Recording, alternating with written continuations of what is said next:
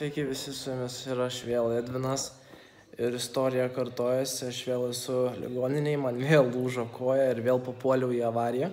Tik šį kartą biškį baisiau, nes esu po operacijos ir kaip matot, kateteris yra, čia jau laikroduką turiu, šį bei tą.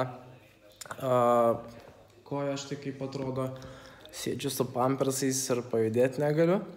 Tai galiu trumpai papasakoti, kas man atsitiko, nes jau jaučiuosi žymiai geriau, o sakė daktaras, kad greitai.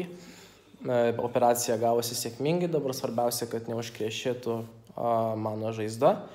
Tai galiu viską papasakoti taip, kaip buvo, tai mes pravarėm BMW. Avarija buvo su BMW, gaila nuotraukos per telefoną kelt neišeis, bet avarija buvo su BMW tuo, kur Simiorą aš turėjau, E-Tram 2. Mes tėčiu praėjom nesenai ten technikinė jam, naujas padangos, viskas, kas skirta saugumui, kad tą mašiną po kelią nesiplaškytų ir kad tikrai būčiau užtikrintas, kad aš būsiu saugus.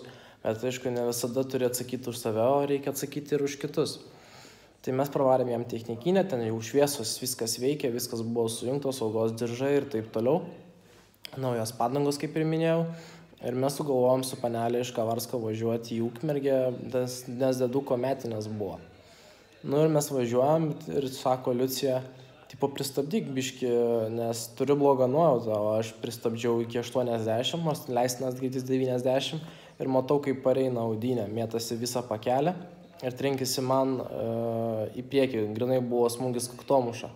Gal aš nuotraukos jums negaliu parodyti, nes sakau, kaip minėjau, filmuoju per telefoną, bet smūgis buvo žiauriai didelis, Audinė iškrito variklis, visiškai ten į krūmus kažkur nuskrydo, o man visas priekis buvo nuneštas ir kai gavus tasai smūgis, mane sėdynės sulaikė, čia matosi dar randų biški yra nuo diržų, tai sakykime, iki pusės man buvo viskas gerai, bet kai gavosi, kad smūgis į mane trenkėsi, tai visa panelė susigrūdo į priekį ir aš nuo to smūgio atpalaidavau kojas ir savo dešinę koją trenkiau į panelę ir tada gavosi, kad man kelias visas lūžo ir iškrito kaulai.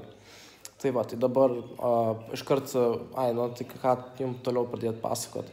Užsikirto duris, buvo labai sunku išlipti iš mašinos, teko lipti per atvirą langą, užsidegė dujų reduktorius, nes mašina buvo su dujom.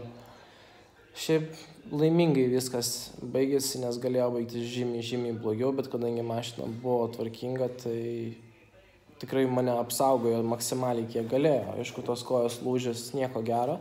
Greitoji atvažiavo, išvežė į Ukmergę ir iškart man darė operaciją. Tai dabar ilgesnį laiką gulėsiu ligoniniai, ką dar galiu pasakyti, turėsiu viską, ką išmokau universitete, mokytis iš naujo, nes kai skambinausi universitetą, man sako, mes tau siūlom per mėnesį pasveikti ir iš naujo pabandyti išsilaikyti egzaminus, nes tik tai 3 iš 8 išsilaikiau.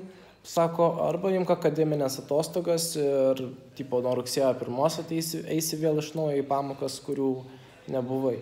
Tai čia tokios liūdnos naujienos, nes realiai metai, kuriuos aš vystysiu dabar veltui bus, teks Vilniuje atsisakyti būto, daug visokių nesąmonių ir ta koja man jau nebe taip skauda, kaip skaudėjo pradžiai, bet svarbiausia, kad nelūžo pėda yra sveika, tai koja trem tikrai galėsi, bet kadangi kelias lūžo ir iškrito kaulas, tai man gręžė ir visokius varžtus suko, tai man ją pradžiai bus labai sunku judinti, tai reiks būtinai mokytis. Ir tada laukia sanatorija, dar čia bus, kadangi vis tiek avarija bus, iki teisminis tyrimas bus, 100 reikalų.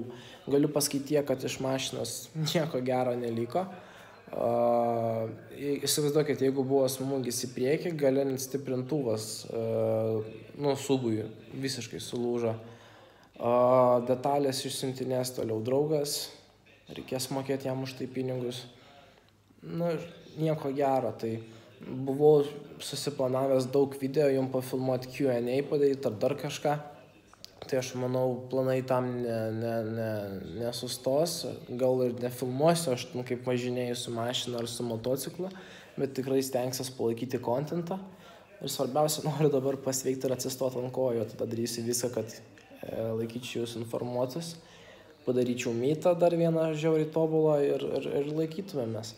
Tai va, norėjau informuoti, kad nepykit, kad nekeliu video, truputį pasiveiksiu ir būtinai jūs informuosiu, kaip mano sveikata.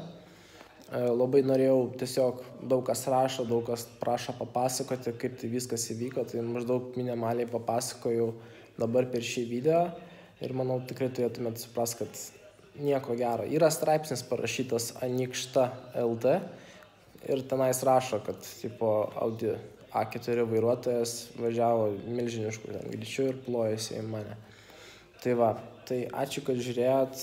Man svarbiausia buvo informuoti, kad truputį video turės palaukti, bet aš tikrai pažadu, kad kelsiu ir pažadu, kad pasiveiksiu ir viskas bus gerai.